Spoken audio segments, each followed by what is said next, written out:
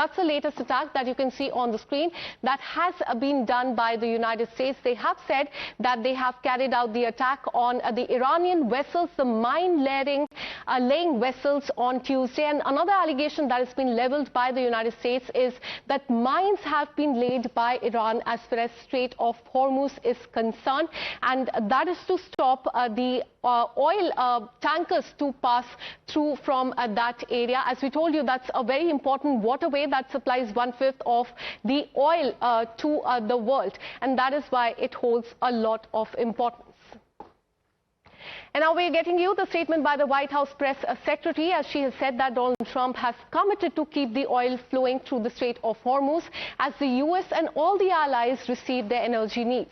President Donald Trump will not allow the rogue Iranian terrorists to stop the freedom of the navigation and the free flow of the energy. And that's the latest statement that is coming from the White House press secretary. Even as the oil supplies, they have been hindered. In fact, because of that, there is a rise in prices of oil across the world, and many of the countries are facing the repercussion of this. And in that backdrop, in fact, that's the latest statement that is coming from the White House press secretary. She has said that Donald Trump has committed to keep the oil flowing through the Strait of Hormuz as the U.S. and all the allies receive their energy needs, and they will not allow the rogue Iranian terrorists to stop the freedom of the navigation and the free flow of the energy in that area.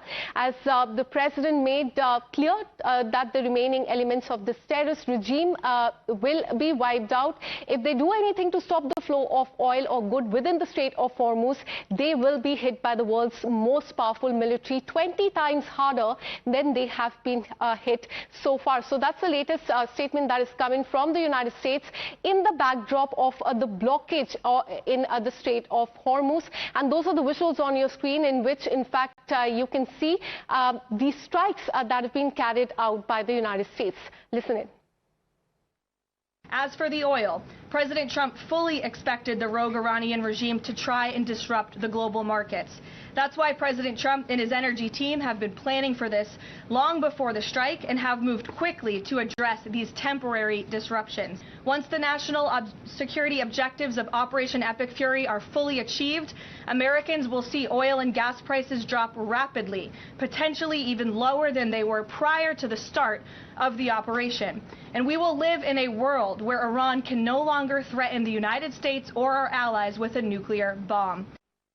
For more on this, let me go across to Commander V.K. Jaitley, ex-Navy veteran. Thank you so much, sir, for connecting with us and for giving us your time as well. How do you look at the escalating situation in West Asia? Because it was just 24 hours ago that Donald Trump has said that the war is going to end soon. But as far as the day 12 of West Asia war is concerned, the bombing continues, attacks and the counterattacks also continue. Your take on this? War will continue for some more time. There is no doubt about that. Today, I think we are probably focused on Strait of Hormuz. Now, I think it's totally legally as well as ethically wrong on the part of Iran to block Strait of Hormuz. They are putting the whole world into problem, the whole world, and particularly the Gulf states. Everybody will suffer if they close it, and they just cannot do it legally and ethically. Of course, they should not be doing it. Now, US has already destroyed their 16 mine layers, which is a very big step. I don't think they had more than 16, according to me. So if they have been already destroyed, so their mine laying capability has been already blunted very, very badly. So that's a very good step. And mines is the only way in which they can block. So I think with this step of US, it looks like Iran will not be able to lay any more mines. If they try, they will be hit very hard. Of course, they are fast speed boats. They can always attack the other ships who are passing by. But more than that, it is the insurance companies sitting in London and the other parts of the UK. They are more responsible because they have increased their rates from a few $1,000s to millions of dollars in the war zone. And with a clause that they can withdraw that insurance anytime within 48 hours. If they find that the war is escalating to a big way. So that is the biggest danger for these ships who are carrying oils through the Strait of Hormuz. So that is the problem. And as far as the war is concerned, I think it's going into its last phases. Whatever the balance missiles, particularly the ballistic ones, 1 ton and above they are just using them. Their stock will get over very soon. And I hope the war should come to an end. They should come onto their discussion table and resolve mutually, amicably. We are witnessing that the oil prices have risen across the world. So coming to you back on this particular topic, as far as Strait of Hormuz is concerned, it has been blocked. USA said that they will provide insurance to the vessel, the companies there. They would also help them pass through a Strait of Hormuz. But in the last few days, we have seen that nothing has happened. Only 45 vessels have been able to pass through that area, which is quite less. So what do you think is the solution? Because the claim that is coming from the United States is that Iran is putting up mines there. So Iran doesn't really want the vessels to pass through that area, using it as a pressure point. See, this mine-laying business is very, very effective and very, very cost-effective also. It doesn't cost much. However, the mine clearance is an expensive activity, and it takes time also. So wherever they have put up the mines, I'm just guessing, maybe around 100, let us say. So clearing those mines will take some time. And of course, the effort also and the money also. Now, even once that is cleared, it's not very easy to pass through that narrow channel of just 2 kilometers while going and 2 kilometers for the other way. So total 4-kilometer channel is available. Now, Iran must have put in those areas where they will do maximum damage. And if some ships really gets damaged in the Strait of Hormuz and it blocks the Strait of Hormuz, it will be very, very difficult to tow it away and take it away. So one has to be very, very careful. And as I told earlier, it is the insurance companies which have withdrawn their insurance to these ships. So the ships costing millions of dollars, maybe 200 million or maybe more, they will not take the risk. Even if Trump assures them that no damage will be done, even if he escorts their ships, insurance companies, because they will not do the insurance, so it will not be possible for them to revive the traffic unless situation improves in Strait of Hormuz and Iran says that we shall not disturb anybody. Only then this flow will start increasing. Till that time, as you said, hardly 10% traffic is going on. 90% of the ships are stuck there. That will continue.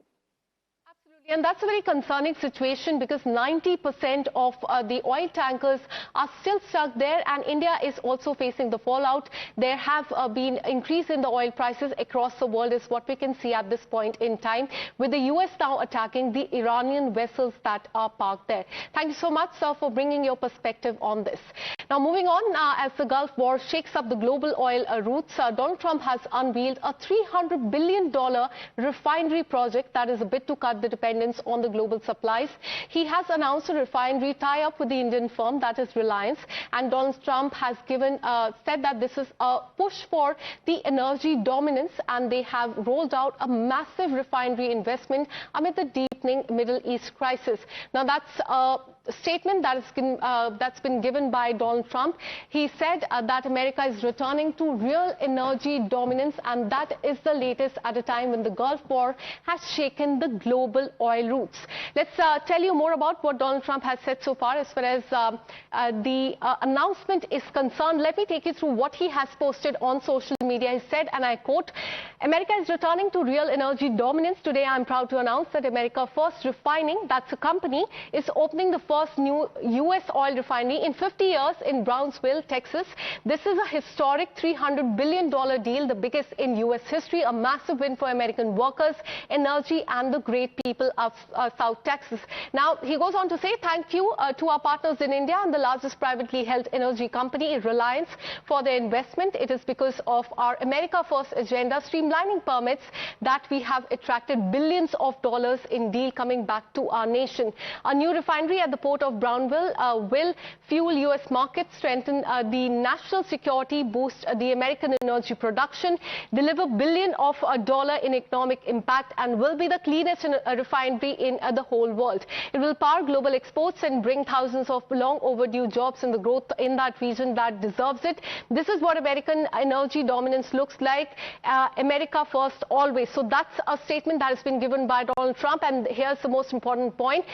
Donald Trump has also thanked the partner in India.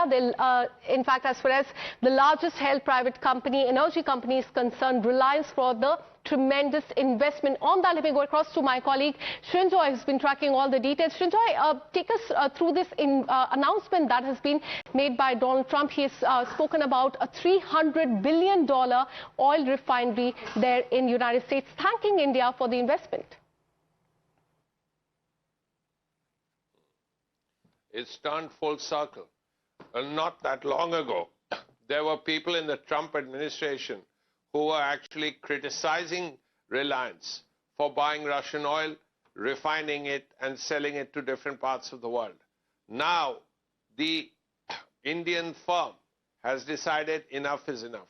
If America is pumping so much oil in Texas, then Reliance can start a refinery, and a big refinery in Texas itself. So that can refine Texan oil, it can refine Venezuelan oil, if and when it's necessary. So it's a clear strategic move. And once you invest $300 billion in America, then it's a huge moment of goodwill. Because once you've invested $300 billion, and the president is a businessman, then very clearly he knows the value of $300 billion. Right. So the goodwill value of this is going to be enormous, not just for the firm, but also for the country.